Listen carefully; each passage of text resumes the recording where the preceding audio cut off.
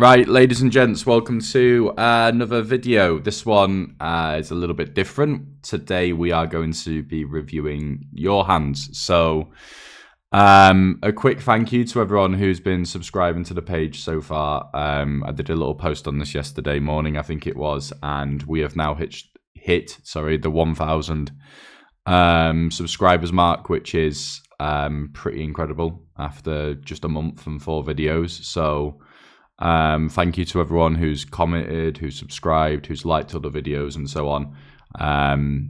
Really makes me feel all warm and fuzzy inside. And yeah, I'm really happy that what I've done so far has been received really well from you guys. So with that in mind, a bit of a treat, as I say today. I've got many hand histories that you have all sent me over the past sort of 48 hours or so. And I'm going to go through as many of them as I can today. I'm looking at all of these hands completely fresh. I've not looked at a single one. So I'll try and break everything down as quickly as I possibly can. And I'm sure there's going to be lots of interesting spots, lots of different stakes and things like that as well. So without further ado, let's get into it. Let's have some fun and let's see what happens. Right, so as you can see on the big screen, we have a hand here played at 25 NL on what I believe is ACR. So let's have a look. So most of these hands won't have screen names blanked out. As I say, I'm just putting them through as you guys have sent them over. So Mr. Robert J. Shaw starts with the King Queen off in the cutoff. 25 NL, and we go ahead and 3-bet, so we get like a 2.1x open or something along those lines from under the gun. We go ahead and 3-bet the King Queen, and our opponent calls. We see the Jack 7-2, 2 diamonds, and we go ahead and bet, is that half pot? We go ahead and bet half pot. So already a nice hand to go ahead and c-bet with here when we're in position as the 3-better. These sort of single Broadway boards we tend to do very well on. 3-bet pots tend to revolve around how well are my overpairs doing, because that's often where your advantage comes from. But on these single Broadway boards, you will also have a big advantage in terms of top pair. So we will have hands like Ace Jack, King Jack, Queen Jack, Jack 10. Pretty pure, because most people tend to play 3-bet or fold in these spots, and our opponent will have all of those hands at mixed frequencies. Queen Jack, Jack 10 should be mixed frequency folds. King Jack should be a mixed frequency 4-bet. Ace Jack is kind of whatever and a little bit of both. The board is quite dry. Our overpairs are still very nutted, so we can go ahead and bet this sort of half pot size or even smaller if you want, very often. And King Queen already looks like a very nice hand to start with a c-bet. Folding out some Ace Queen already. Folding out some other ace highs as well, like an Ace 10, an Ace 5, an Ace 4. Also folding out some pairs very immediately as well. You know, if our opponent has pocket 5s, no diamond, he's in a tough spot already. So our hand looks perfect so far. I think it's a very good c-bet. I think the size is good. Our opponent decides to check call, and it's checked to us on the turn, and we go ahead and find a second barrel. Again, I think this is very good, and I think it's a very good candidate to do so. My plan here with my particular hand would be to definitely barrel on diamond rivers. Having that Queen of Diamonds is going to be very nice in this scenario. But also on diamond rivers, our opponent with his flush draws should be folding a lot of them on the turn. If he decides to have a hand like King 10 of Diamonds or something like that here, it's already extremely close because he doesn't get to realize that equity very easily because he's out of position. So even if he did have King 10 of Diamonds, if you imagine him calling, river comes a diamond, we can then just go check, and he makes no extra money. That significantly impacts the EV of his turn call as a result. With how aggressive we're going to be, we don't really need to slow down. It's a complete brick. Our overpairs on our Jack X is still probably going to stack off, especially like King Jack plus, I think. So I think we get to be very aggressive on the turn. Our opponent's range here as well is going to be very mid-strength. At this point, he should be check-raising a lot of those diamonds and those Jack-X combos on the flop. So it's going to be like a lot of like, yeah, weaker Jack-X, 10s, 9s, 7-8, 7-6, that kind of region of hand here that we're looking to apply the maximum amount of pressure to. So our opponent goes ahead and calls, but all good so far. River, the ace of diamonds, yeah. And I think shove is the play. And we go ahead and shove. Yeah, this seems just a well-played hand, to be perfectly honest. I think, as I say, that queen of diamonds now is incredibly powerful. We block our opponent's queen jack of diamonds, which is going to be one of the main flush combos that he has. On the river, the ace of diamonds is also very good because the stubborn flush draws that he is going to call the turn with are going to be the ace high ones, like ace 10 of diamonds or ace queen of diamonds. They're the ones that are going to go into this line and are able to call the turn because they have showdown value as well. So it's a very, very pretty bluff. We obviously, you know, are devalued in terms of our queens and kings. We will check those hands back. But the, you know, flushes we do have, the aces we do have, the jacks we do have, the sevens we do have, they're all still more than good enough to go ahead and stack off here. And yeah, I mean, I couldn't dream up a better bluff candidate, to be honest. So I think this is going to make a very, very good triple barrel. Looks like a very good bluff and a very well played hand. And we do go ahead and get the fold. So happy days. I think that's really good. Good one to start with. Thumbs up. Not much more to say. Oh, let's not bring my face over. Let's get into a second hand. So I'm going to pick these at random. I've just got a load of links in the chat over here. So let's paste this one in. Okay, so this hand we have another 25-0 hand. Played on PokerStars by Mr. Harry Koo, who has ace king here. So we get an open from the cutoff. We go ahead and 3-bet our ace king. Good stuff. And the cutoff goes ahead and calls. And the flop comes down jack 4-4. Our opponent checks, and we decide to go with whatever size that is, like 40-something% of the pot. Kind of a similar hand to the one before. Already very difficult for our opponent to continue pairs. Very, very good board for our range. 4x is not really a factor here. We, again, will have the advantage in the top pairs and the over pairs, all of which are very nutted. We can be very aggressive here. Same kind of thing, to be honest. So, c-betting ace king looks good. It is like a little bit of a mergy c-bet. Like if you were to go ahead and find a check with a particular hand, this wouldn't be a terrible one. But because we can actually already fold out quite a lot of pairs in this scenario, you will see ace king betting an awful lot here. And the board also dictates this, like our range is doing extremely well here. So we could probably c-bet this sort of size of our range, to be honest. Okay, so our opponent goes ahead and raises us. Very interesting. So what is his raising range going to revolve around? Or what should it revolve around? Obviously a 4. The good news is there's not much 4x. So we're quite literally looking at 5-4 suited and ace-4 and quads. And that is about it. Which is very, very few combos. Unfortunately, we don't block one of the ace-4 combos. That would be nice. Can he raise a jack? Yes, he absolutely can. Will he raise a jack? That's a question mark, I would say, about the hand. He uses a very large size here as well, I think. Like if we've gone half pot, he's gone way over 3x.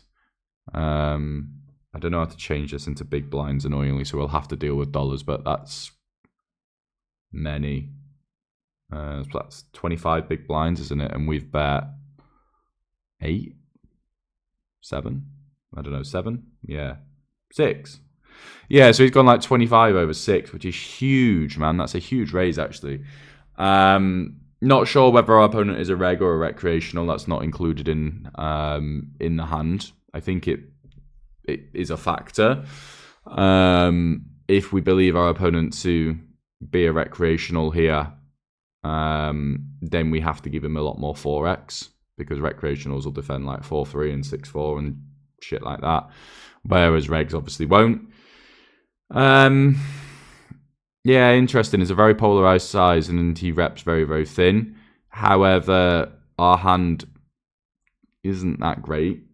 As I continue to be perfectly honest, I don't actually like having the ace of diamonds here either, because one of the first, region of hands that I would check raise as a bluff here would contain, the ace of diamonds. It would be like ace 5 of diamonds or ace 10 of diamonds or whatever it is. They're very natural bluffs, the flush draws here, so I'm not convinced I really want to have the ace of diamonds in this particular spot. I think, as a general rule, readless, I would probably just go ahead and fold here and move on until I've got some reads on our opponent. Is he a punter? Is he this? Is he that? And then I would act accordingly. But my default here would be to go ahead and just fold. And yeah, move on, to be perfectly honest. I don't see, readless at least, why we need to defend this. But we go ahead and defend, as I'm sure we were going to. Otherwise, I'm sure we weren't going to get this hand posted to me. So we go ahead and call. And then the turn is the very interesting 4 of hearts. And wow, our opponent overbet shoves. I mean, he reps extremely thin. Now, I mean, that the good news is that, like, there is, there's no quads well, no, there is quads. My apologies. He only has 5-4 and ace-4, but that's quite literally 2 combos. Generally, maybe add a few more if he is a recreational. This is a weird one because your Jack X is really devalued.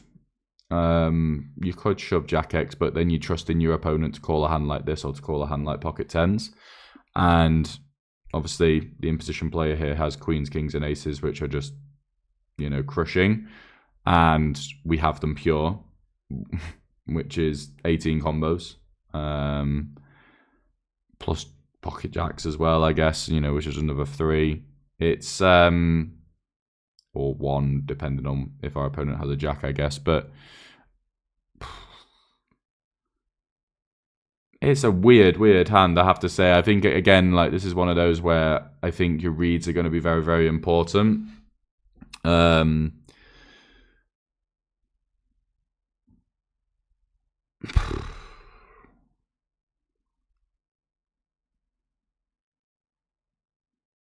Yeah, I mean, it's very difficult to kind of wrap my head around. Just bear with me as I think about this. Okay, so I mean, as I say, the good news is he reps very, very thin. The question is what he does with a jack, I think. I think I would pay attention to my opponent's timing here as well. Like, did he snap jam the turn, or did he take his time and then jam the turn? I think that would be something I really would take into consideration. Like, a snap jam feels really weak. If he takes his time and jams, I think that potentially a little bit stronger. Like, if he, because then it's, has merit to, oh, can I jam a jack or not? It kind of looks like the jam on the turn, it looks a little bit full of it. Because I think if you have quads, you might check just and pray. Kind of just looks like, or like a panicked jam with a flush draw, to be fair. As I say, he doesn't rep very thin, so once we do arrive here, like, as I say, I think my default would be to fold the flop, but once we do arrive here on the turn, I think calling's probably good, even with that ace of diamonds, because he reps so thin. And as I say, based on the timing, I might call more, as I say, if he snap jams or not. But call doesn't look bad, and plus, generally speaking, we'll have some live outs as well versus a jack. Obviously not versus a 4, but as I say, I think a 4, if you do check raise, you make quads. A lot of people just check because they're like, well, I have the nuts, I have the board locked down. There's a 1 SPR. Let's give him a chance to put the money in for us. So it's not great. It's very close. And as I say, I would base my decision on my opponent's profile, how long he took, and so on and so forth. But I can get behind call, but I wouldn't love it at all. I don't hate fold either. I really, really don't. Again, I think this is one of those where it's quite important to have the reads.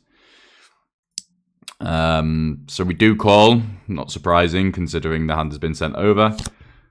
And okay, our opponent shows us king queen off, and yeah, we win the hand.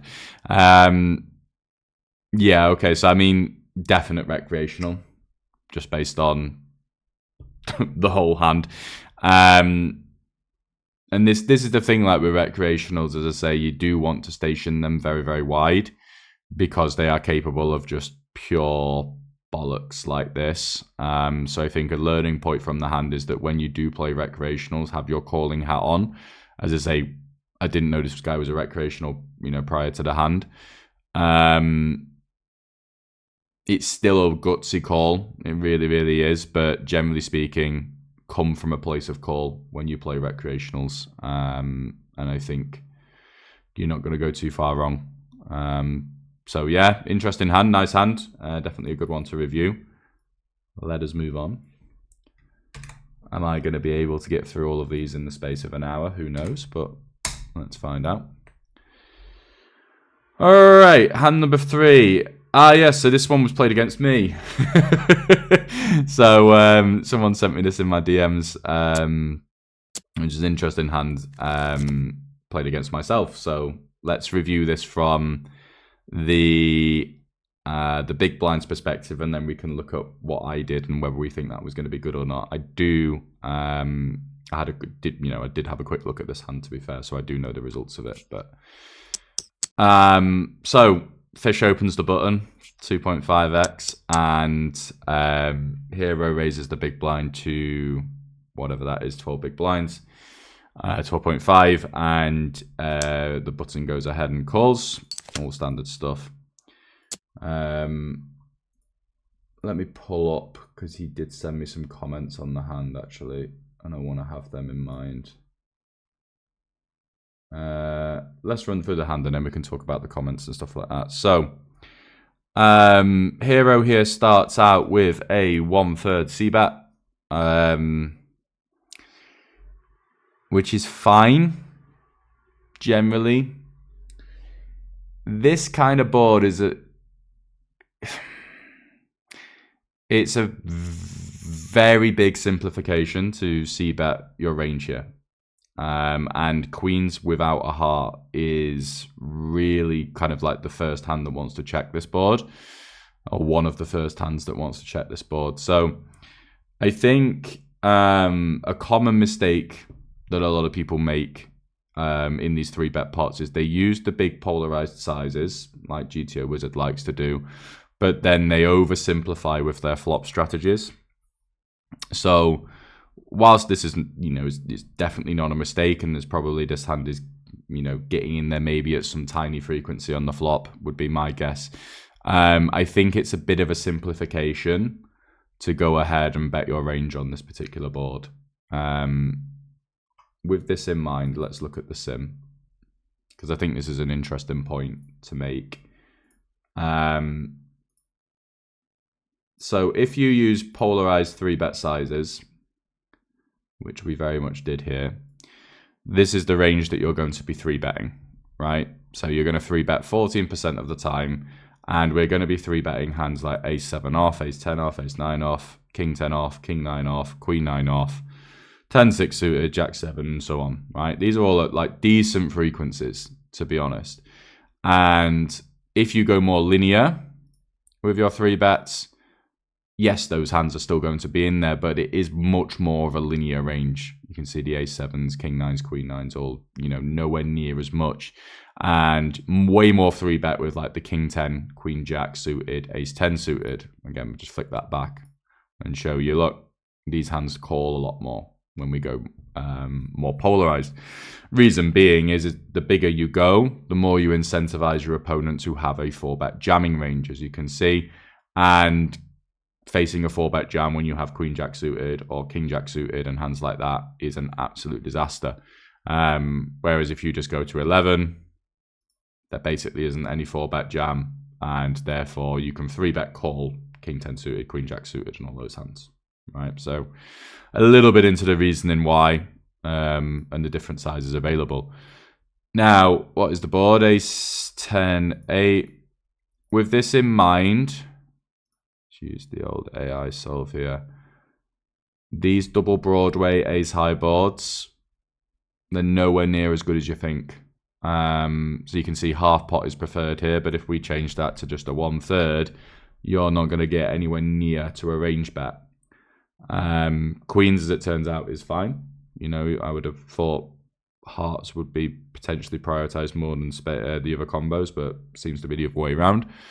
But it's a real simplification to c-bet your range here, and people won't necessarily raise you that much in position. In this particular board, you're not meant to get raised that much, but it is something I do quite a lot, whereby I will raise more in position versus small c-bets on these kind of boards, because, as I say, I understand that people will just simplify and range bet here, and it's a bit of a disaster to bet 33% and then get raised, and then you're in real trouble with these kind of hands that, as I say, are kind of whatever c-bets anyway. So interesting. As I say, I don't know that my opponent's range betting or not. Can only go off the hand he had. Did he mention he range bet?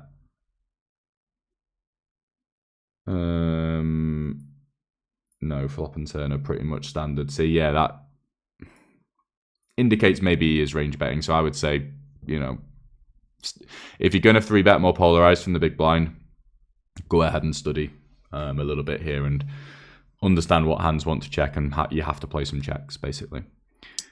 Myself in position, I go ahead and call. Turn comes down the 5 of hearts, and now we go ahead and check. All very easy and standard stuff. And myself in position decide to check back. And then the river comes the 10 of spades, and we elect to check. Okay, seems fine. Potentially could be an argument for a little bit of block here. I think it's very close. By blocking, you're going to force like my pocket jacks, my pocket 9s, and my 8x into real trouble.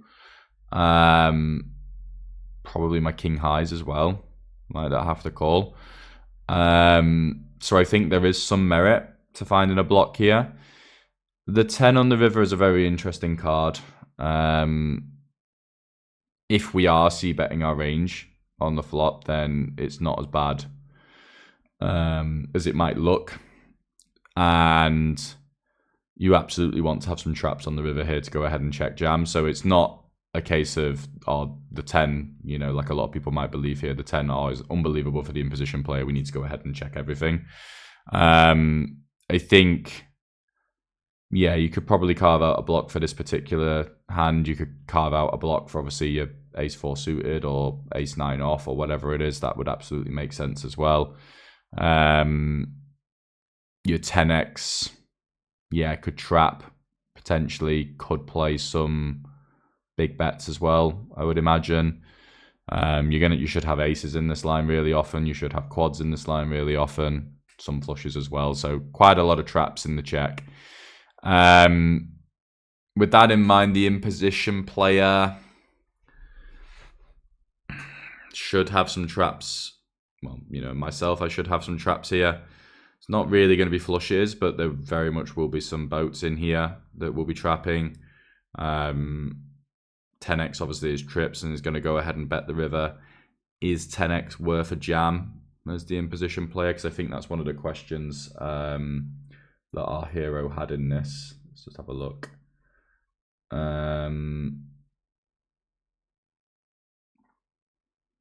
River, my perceived range is almost always capped to ace king no heart, so I thought you should jam your 10x.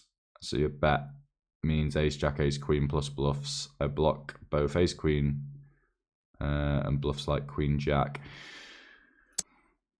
Yeah, so I went sort of this medium size, and hero went ahead and called. So the question is, from our hero here, is basically my perceived range is almost always capped at ace, king, no heart. So I thought you should jam your 10x. So this is something I really disagree with. You should not be capped here. So we'll look at this in the sim in a second, but your checking range here should really not be capped. If it is, then we're misplaying stuff, right? So let's run this hand through in the solver, because I think it's a really, really interesting hand. So turn 5, right, really devalues a lot of your range, okay? So if we look at the flop in terms of the equities, the big blind, still flops an equity advantage here. Not good enough to go ahead and range bet this dynamic board, as mentioned. But on the turn, to be fair, it's not as bad as it looks, but it's really not as bad as it looks, actually. I would have thought that would have been a bigger shift, but a lot of your range is very devalued. This is 1/3, right? Yeah, 1/3 call. So let's look at some of the slow plays. All right, flushes, sets, and 2 pairs, right? You need to go ahead and check nearly half the time with this region of hand. I think if it was me, aces is very natural. I think ace 5 is very natural. I think, let's have a look. What are the flushes that are checking? Just kind of the frequency 3 bets. Sure. Ace 10 check-in seems relatively natural as well. I mean, all of this, you should be checking a lot of these hands, and this is the kind of the issue with that kind of mindset of I'm really capped here. You shouldn't be really capped here. You really, really shouldn't. When the board changes so much in 3 bet pots, you do have to slow down dramatically. To be fair, it's not actually slowing down as much as I would have thought. It doesn't seem to be that bad of a turn compared to maybe a small blind versus button spot. But as I say, with that in mind, you need to go ahead and slow down. The in-position player, 40% odd check. I think I probably would have done half pot. Would make sense here. Half pot sounds like something I would have been picking. In-position player can't bet very often. In-position player should also slow play quite a lot. Should have some aces. Slow play some, queen, jack of hearts or whatever. Still a lot of bet, to be fair. Not slow playing the 10s and 8s. Checking back the 10-8 though. I may have slow played some of this, to be fair, if it was me. Well, it was me, but if I had those hands, I definitely didn't. So check, 10 of spades. And let's give us a block, a medium, and an all-in, shall we? And we'll see what goes on. Okay, so queens is a check. It's just nowhere near good enough, to be fair, to go ahead and block, so I'm a little bit off with that. But look how much check there is, right? And look at all the slow plays. So you are not capped here, or you should not be capped here. It's not just ace king and ace queen. You need to play aces this way to check jam. You need to play ace 10 this way to check jam. 10-8. All of these hands you really, really want to slow play here. Especially on the 10. Remember, if you have aces here, it's a disaster for you to kind of go ahead and do something where you don't win a stack. How you win a stack here is often just by check jam. So yeah, you shouldn't be capped in. So what I mean by this is that the sizing on the river, because your justification for calling here was your bet means ace jack / ace queen plus bluffs.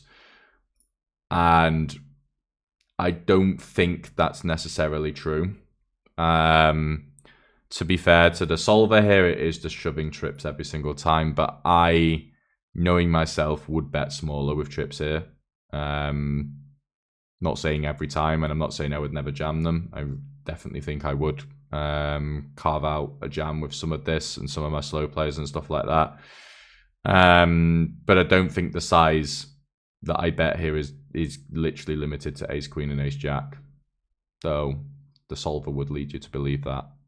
I'm not sure I'm doing that. It's close. I didn't have ace queen or ace jack, so it's difficult to be completely objective. But yeah, I think it's what am I trying to say? Yeah, I don't think you're as capped as you think that you are, or if you are that capped, then as I say, I think you need to have a look at this sort of spot. And yeah, I think personally, if we highlight the trips in particular, I personally think I would have done this a lot more than the solver is doing. And I can't remember, because I'm fairly sure I showed a bluff here. And I know I was in between this size and all in, and I cannot remember if I mixed this or not. It's very difficult, as I say, for me to be completely objective and for me to know exactly what I would do with a 10 here. I'd like to think I would do a bit of both, but it's my instinct that I would, but difficult to say. In terms of the call, it's all a question of, like, do I overbluff or not? And I think this was mentioned in here by our hero. Like, so I know, just to read out what he says, to bluff catch here, I need to ask the question, do you manage to balance with bluffs both your jam and the B66? A lot of guys bluff cheaper for B66, and others only bluff with jam to have more of a fold equity. It's easy to split your value range, but it's tougher to split your bluffs. I completely agree with that.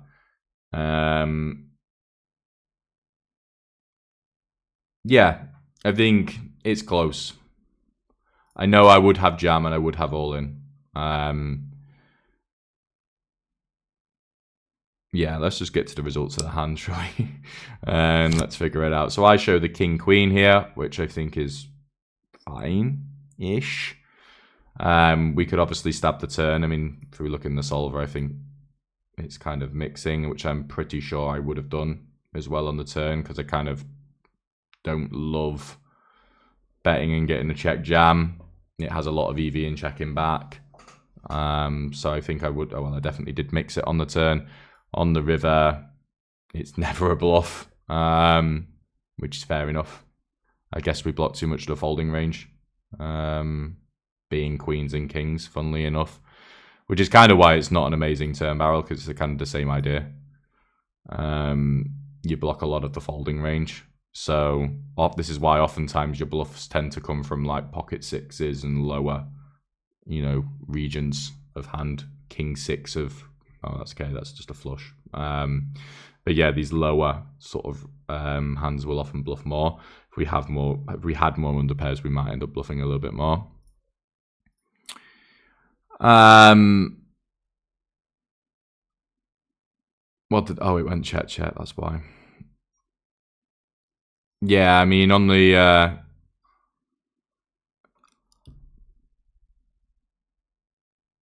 river, it's, yeah, not a bluff, went ahead and bluffed it. I think I would have mixed between jam and the size I went. Again, knowing myself, it's kind of a hand that can do both, I think. And I'd like to think I'm in tune with my with my strategy a little bit to know, you know, certain hands want to do certain things, but I definitely pure bluffed and never bluff. So interesting to think about that. In the solver, it says pure fold or pocket queens, no heart, but it's, as I say, I'm over bluffing this kind of region. So pro tip, when you're bluff catching, don't just go ahead and look at a solver solution. It's kind of useless. Go ahead and, if you're going to look at a solver solution, go ahead and look at my bluff candidates and ask yourself if I'm going to overdo that or not. Is a better way of doing it. So yeah, I think it's a decent call down. I really do. As I say, it is quite easy to overbluff, as I've just illustrated there. My worry with the hand, as I say, would actually be the flop strategy. You know, whether it's a bit too much of a simplification, and on the turn, or getting to the river, understanding how many slow plays we're meant to have. But, you know, overall, it's a well-played hand, and you won the money. So, well played, sir. Nice hand. Let's go to the next. Let's have a look. Let's do this one. Which was on Party Poker. So let's run this through. I did have some comments on this one as well, if I can find out where they are. Bear with me. Okay, so we 3-bet Jack 10 and the cut-off calls, playing on Party Poker at, I think, 100 NL. Reeds, our hero, has put here, rate back grinder reg, probably very sort of blue line-esque. Blue line going up, red line going down. Let's have a look then. So Queen 10-8, small blind versus the cut-off. We start with a small bet. Seems okay. And we get raised small. So this is going to be pretty good, I would imagine. Little bit deeper. Interesting on the sizing as well. As I say, we're already into an interesting spot where people are not necessarily that studied up on these raised in position spots, but it is a legitimately good strategy, especially on this kind of board. You are kind of incentivized to raise hands like 8s and Queen 10 here to immediately try to deny equity from gut shots and hands like that, and put like this kind of hand into a tough spot, or potentially into a tough spot later on. If the guy is a rate back grinder and very sort of blue line and a bit more passive, this would immediately set my alarm bells off, unfortunately. But our hand is simply too strong to do anything other than continue. But I wouldn't be 3-betting it with that in mind. So we call and then check, and our opponent goes ahead and bets 1/3 on the turn, which will set up stacks on the river. Yeah, so size seems okay, I think. Also, again, like this is basically a size that's designed to put ace king into trouble, or ace jack into trouble, or yeah, I mean, even, you know, king queen's not loving its life here, ace 10's not loving its life here. Lots of hands and lots of pressure being applied. Jack 10 also not loving its life here, but probably just about okay as a call, I think, with the opportunity to improve. 2 river, we check, and our opponent bets 1/3 in position, which is absolutely mental. So let's break this down. So this is not something for, you know, for you guys that are watching, and apologies to the villain in this scenario, because I'm about to be a little bit critical, but this is not something you want to do. 1/3 betting in position happens very rarely, and the reason is that you are reopening the action. Okay, so when we are deciding whether to value bet or not on the river, the issue with betting 1/3 on the river is the kind of region of hand that is only worth 1/3 is not a region of hand that ever wants to face a raise. So if you're opening yourself up to get check raised on the river, then oftentimes you're better off just checking back, basically. That's kind of the theory behind it. Now, there is exploitative reasons as to why you can 1/3 on the river, like the old bet small to induce. But I just don't think that makes any sense here. I think you just want to go ahead and play jams. Like, why would I need to induce anything? I would, you know, if I've got Queen 10 here, why do I need to bet small to induce a jam from, I don't know, 10-9 or 9s or something like that, when I could just jam and get them to call anyway? It just misses value that there's no hand in his range that wants to go ahead and do this. Now, when things don't happen in theory, the Wacko said this on a podcast once, and it really resonated with me. Hi to the Wacko if you're watching, big fan. But but he knows that.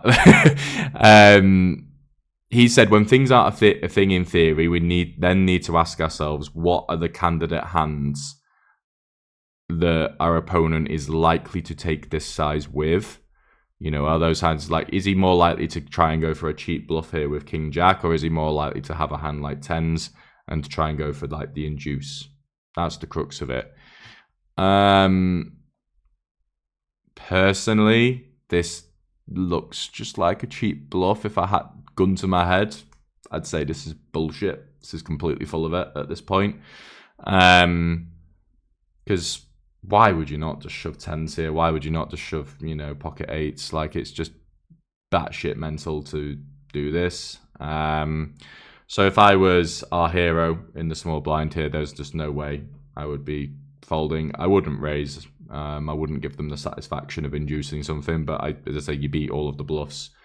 My instinct is it could just be a King Jack that's just praying you have ace king and fold or something like that. Yeah, I would lose no sleep and press the call button. Again, I mean, the pot odds you get here are just ridiculous. You just never need to be right. So I would just flick this one in. Our hero says, truthfully, I think I'd range bluff river versus this sizing. Just think it's never the nuts, as regs don't expect enough raise. So pretty sure nut spades just go bigger. Nut spades? Oh, that's the wrong. Oh, right. Sorry, my bad. I was reading the analysis of the wrong hand. What a dickhead. Right, ignore everything I said about our hero and what he said about our opponent here. It's a recreational who he's playing. I was reading the analysis wrong, so that is completely my bad.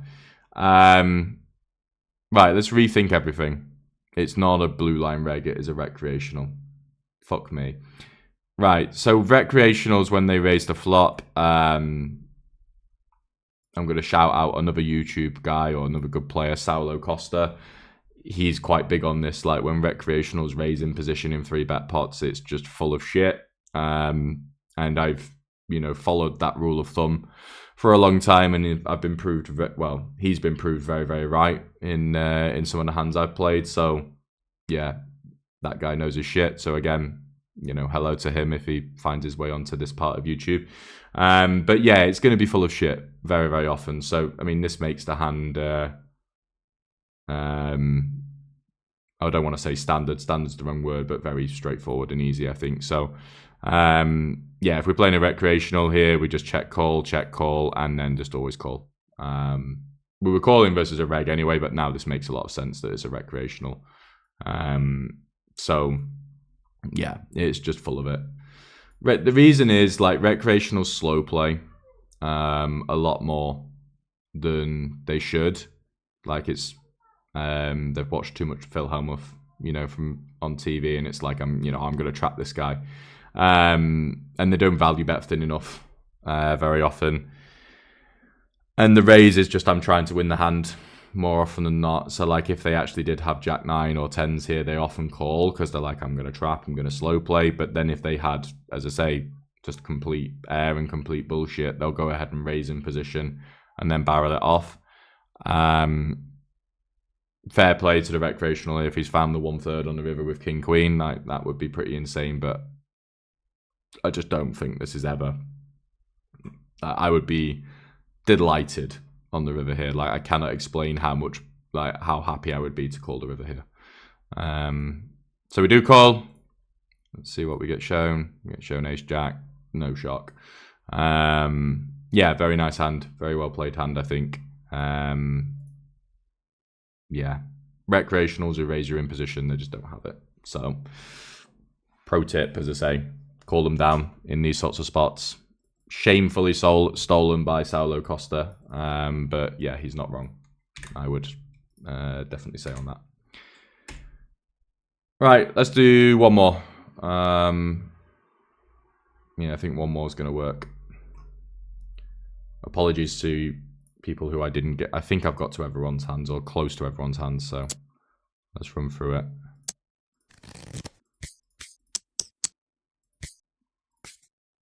So pocket kings opens. This is 25 NL on GG. We are not playing for all the money, so my advice on this one, I don't even know who posted this hand actually, but my advice to this our hero in this sort of spot, or in general, is to play for 100 big blinds. Play for the max, so when you have kings, you can win all of the money. So let's have a look at this. We have kings 9-8-3. We go ahead and bet big, and our opponent calls. This seems fine so far. I think the size is a pretty appropriate one. On the turn, we go ahead and barrel. So queen's generally good. Our hand is a little bit devalued here, but I think we can comfortably go ahead and bet the turn. Gonna hate life if we get raised. But yeah, I think value here is still the order of the day. And we do go ahead and get raised. Yeah, you're in trouble, unfortunately. This is probably just a fold. Reason being is it's just the bluffs here are going to be high equity. Like the bluffs are often going to come from the cards that you have, I would say as well. Even then, there's not many clubs, to be fair, because of the flop size. I mean, it's just nutted. Unfortunately, this. I'd be very, very surprised if it wasn't. We don't have any reads here. The size feels very nutted as well. Like, I think if you're going to go ahead and bluff 2 hearts here, people probably jam. The size, it screams Jack 10, and I hate to say it, but it screams it. You can bet the turn with the understanding that it's thinner. As I say, your hand is devalued a lot on the turn. And the idea is, as I say, bet, hope for the call rather than the raise. Once you get raised, we need to get the fuck out, unfortunately. So this is just going to be really nutted. GG 25 NL. I have no doubt that this is just the world and would go ahead and fold. So we do call. We get the river shove. It's just the world. And would fold again. I mean, it's not the worst river in the deck at all. And it is a bit closer, but I would have already folded the turn, to be fair. Again, it's just, unfortunately, this is just the nuts. I would be really shocked if it isn't. I'm hanging my hat here, because I'm guessing we call. Hanging my hat that it is not a bluff, but yeah, we'll see. Yeah. Unfortunately, as I say, I think we need to fold the turn. The turn raise is just really nutted here. So, like, for you guys who play low stakes, like, you can bet very thin for value, but you're doing a lot of bet folding, basically. So I would bear it in mind. Like, just understand how and when your hand has been devalued and just avoid the raises like the plague. This is, as I say, the kind of board where I think your raise draws. Like, if he's going to bluff raise, I think he jams. It's just the nuts. It's just always the nuts, unfortunately. Right. Time for one more? Let's do one more. What's this one? 25 NL and stars. Yeah. Let's do this one and then we'll wrap it up. Okay, so our hero in this spot. Apologies, I don't know who you are. I've just got like a load of hand histories pasted into my notepad here, so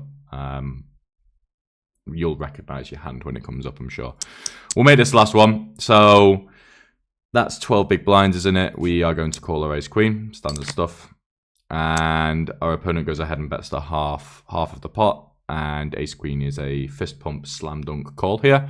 Dominates a lot of his like bluffing region on the flop. Lots of equity, lots of good things can happen. Really easy. Continue.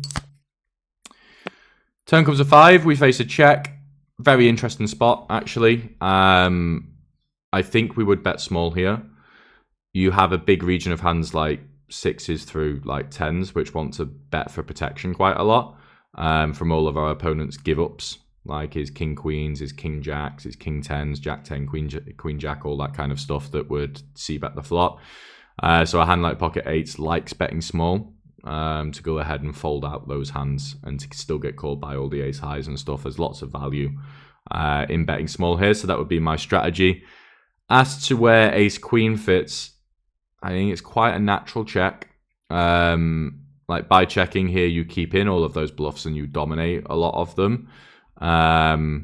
Like, you know, having ace queen, you dominate king queen, you dominate queen jack, you dominate queen 10. You dominate the ace high bluffs as well, like the ace 10, ace jacks, ace 9, ace 8. You dominate all of those, and by, you know, you're going to keep them in with a bet as well. But I think checking probably wins if it was me. I think bet small is okay, but I think check is probably my default here. So we do check back, fantastic, and the river comes at 9 and we face a jam, Jesus. What, 25 and L on stars? I mean, generally, I think 25 and L on stars, this is probably a fold. So let's think about what he could be doing this with.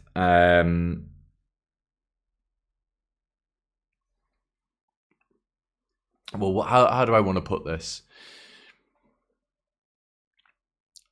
It's very easy for our opponent to overbluff the river. Very, very easy. At 25 and L, I think a lot of people will bluff for a specific size here, right? I don't think that size is 2x pot. I think if someone arrives to the river here with like a queen 10 or something like that, they will probably bet something medium, like $9 or something like that, with the idea of folding out the kind of hand you have, right? There is an argument, of course, for this size. Well, I think it's a good size to pick because, like, you are going to have some traps on the turn, or you should have some traps on the turn. Like aces is a really good one, obviously, but like kings and queens are still very good. You know, you want to go ahead and check raise to punish like our in position pocket eights that wanted to bet small.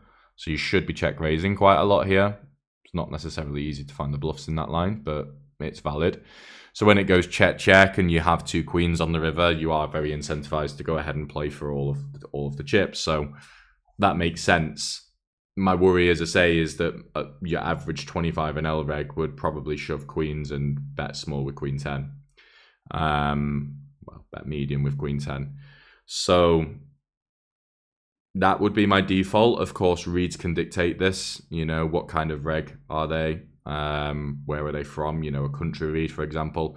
I'd be much more likely to call versus Finland than I would Austria, for example. Not that Austrians are nits or anything like that at all, but and not that Finland is immediate punter, but Finland definitely has more aggressive tendencies than Austria, generally speaking. As I say, not a slight on the Austrians at all, because there are many, many good poker players there. But yeah, Austria might not be a great example. I don't know. Russia, not that there's Russians on stars anymore, but you get the picture. Yeah, timing also a factor. Like, how quickly did they bet the river? A snap bet on the river I'd be really worried about, because that indicates a predetermined decision. And predetermined is often I'm check raising the turn. That's why I've checked. So lots of different things I would consider in this particular spot, but I think going ahead and folding here would be my default readless. But I can get behind call, you know, in the right circumstances. But yeah. So we do go ahead and make the call, and we just get shown the world, unfortunately. Yeah, I can't hate it, but as I say, the default to fold here would be absolutely my default at 25 and L. We don't need to make these hero calls here. Obviously, they look great when they do happen, but you know, as you progress through the stakes, people who play 500 and L are way more likely to find the overbet river bluff in this kind of spot. I think at 25 and L, you're just going to see it a lot less. So I would avoid and go ahead and fold this one. But it's not the worst. It's an okay calling candidate. Let's put it that way. Right, we have hit 55 minutes on the video. I think it's time to GG it there. Thank you to everyone who submitted hands. Apologies, I didn't manage to get through every single one.